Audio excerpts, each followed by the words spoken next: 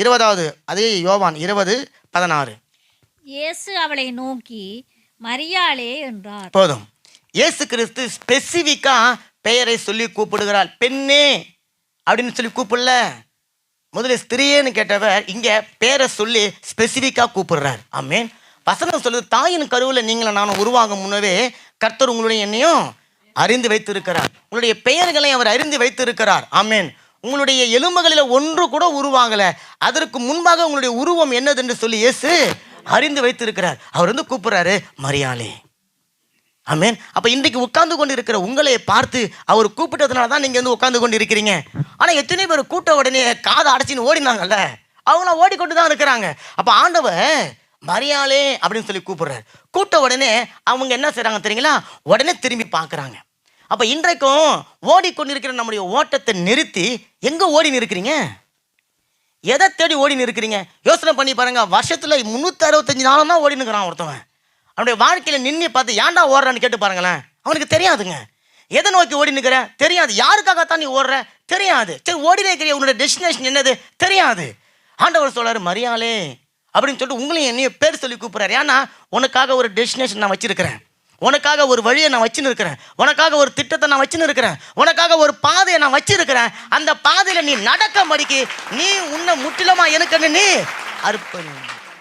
அவ கூட்டம் மாத்திரத்தை தெரியும் பார்த்தால. எத்தனை பேர் இங்கே கூட்டு இருக்கிறீங்க? சபைக்கு வாங்கன்னு சொல்லி கூட்டு இருக்கிறீங்க தானே? திரும்பி பார்த்துருக்குறாங்களா?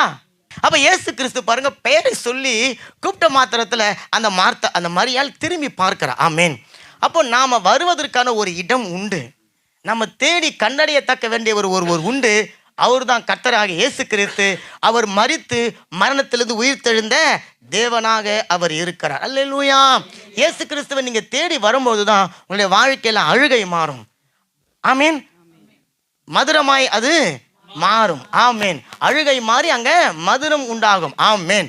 மாறா என்கின்ற அந்த கசப்புகள் மாறி அங்கே உங்களுக்கு மதுரம் உண்டாகும். ஆமேன். புலம்பல்கள் மாறி கர்த்தர் உங்களுக்கு ஆமாம். நிறைய பேர் சொல்லுவாங்க என்ன செஞ்சாலும் இது மாற மாட்டேங்குதுங்க. மாறணும்னு இயேசுக்கிட்ட வரணும். ஆமேன். அதை நான் பார்த்துனே இருக்கிறேங்க, அது எனக்கு நடக்க மாட்டேதுங்க. நடக்கணும்னா இயேசுக்கிட்ட வரணும். இது எனக்கு கூடவே மாட்டேது, நான் கூடணும்னு சொன்னால் இயேசுக்கிட்ட வரணும். மனுஷனால கூடாத காரியம் என் தேவனாலே கூடும் என்று சொல்லி வேதம் சொல்லுகிறது.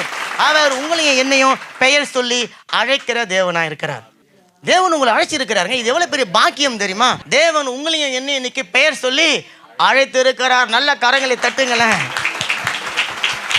அப்போ உங்களுக்கு தான் இன்றைக்கு கர்த்தராக இயேசு கிறிஸ்துவினுடைய உயிர்த்தெழுந்த வல்லமை இறங்கி வருகிறது. உங்களுடைய வாழ்க்கையில் எந்தெந்த பகுதியில் மரணம் சூழ்ந்து கொண்டிருக்கிறதோ, எந்தெந்த பகுதியில் தரித்திரம் சூழ்ந்து கொண்டிருக்கிறதோ, எந்தெந்த பகுதியில் வியாதி சூழ்ந்து கொண்டிருக்கிறதோ, இயேசு சொல்றாரு என்னுடைய உயிர்த்தெழுந்த வல்லமையை நான் அனுப்புகிறேன். அது நான் அனுப்புன காரியத்தை நிச்சயமாகவே செய்யும்.